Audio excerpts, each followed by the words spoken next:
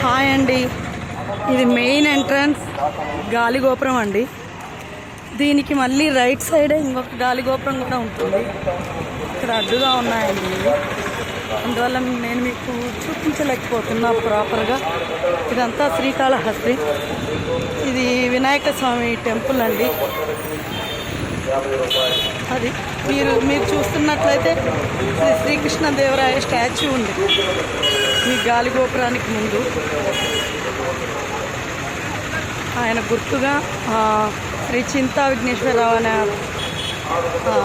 నవయుగ group chairman గారు వాళ్ళు చేయించారండి. ఇది ఆవిష్కరణ చేశారు. శ్రీకృష్ణదేవరాయలు అనగానే మనకి గుర్తొచ్చేది ఆయన చాలా టెంపుల్స్కి బాగా చేశారండి. తిరుమల కానివ్వండి, శ్రీకాళహస్తి అన్నీ కూడా చాలా బాగా చేశారు. ఇది మండపం అండి, అంతా బయటే ఉంటుంది. ఇది ఫస్ట్ లోపలికి వెళ్ళే ఎంట్రన్స్. నేను వెళ్తున్నానండి.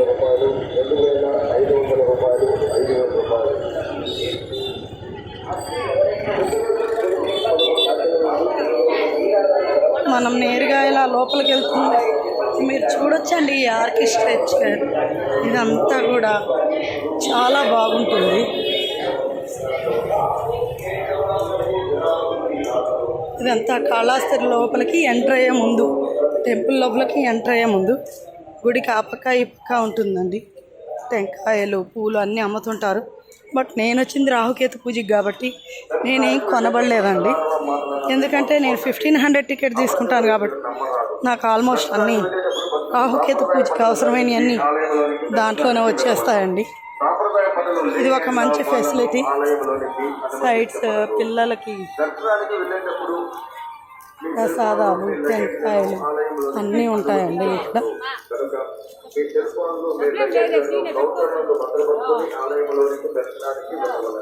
ఇక్కడ అడుగడుగునా టెంపుల్స్ ఉంటాయి, అలాగే జనాలు ఉంటారండి. మీకు కనిపించే గాలిగోపురం నుండి లోపలికి వెళ్తామండి. లోపలికి వెళ్ళామంటే టెంపుల్ స్టార్ట్ అయిపోతుంది. నేనైతే ఇంకా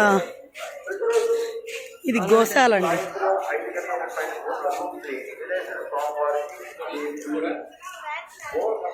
కాళహస్తీశ్వర ప్రసాద విక్రయశాల. నేనైతే ఇంకా లోపలికి వెళ్ళిపోతానండి. ఇక్కడ సెల్ ఫోన్స్ ఇవన్నీ నాటలు అంటే కొంతమంది తీసుకెళ్తారండి, నేనైతే తీసుకెళ్ళను. ఇక్కడ సబ్మిట్ చేసి వెళ్ళిపోతాను. ఓకే అండి, థ్యాంక్ యూ.